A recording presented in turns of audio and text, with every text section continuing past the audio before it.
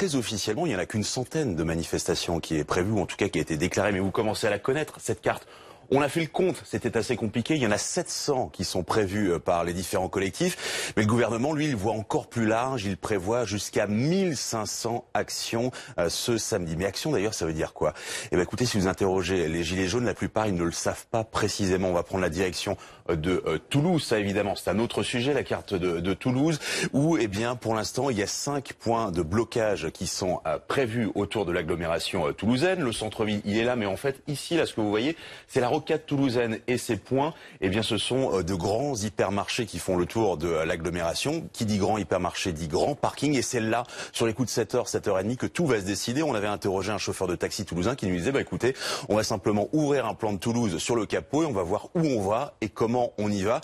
L'idée, quand même, c'est d'aller bloquer les principaux points d'accès aux autoroutes, notamment le nord vers Paris et l'est vers Montpellier.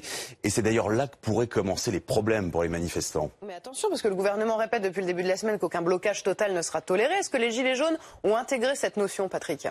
Ils le savent, parce qu'en théorie, ils risquent assez cher. Je vous parlais d'une seule centaine de manifestations déclarées. justement, si vous manifestez sans autorisation, eh bien c'est puni par la loi. Les organisateurs, en gros les administrateurs des pages Facebook, ils risquent 6 mois de prison et 7 500 € d'amende. Et puis si vous décidez de filtrer un péage d'autoroute ou de bloquer la route à pied ou à trottinette, comme certains avaient prévu de le faire, eh bien là aussi vous risquez cher 2 ans de prison. C'est la peine de la punition qui est possible et 4 500 € d'amende. Il peut y avoir aussi des suspensions de permis, une mise à la fourrière de votre voiture.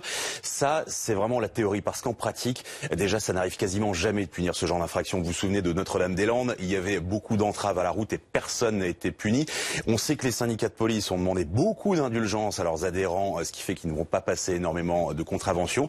Et puis, on sait qu'il y a énormément de tutoriels qui circulent depuis quelques jours sur Internet, notamment comment bloquer un rond-point sans manifester. Il suffit d'être plusieurs à faire le tour du rond-point sans jamais s'arrêter. On rappelle depuis quelques semaines maintenant, c'est passible de 6 points de retrait si vous êtes automobiliste et que vous décidez de forcer le passage.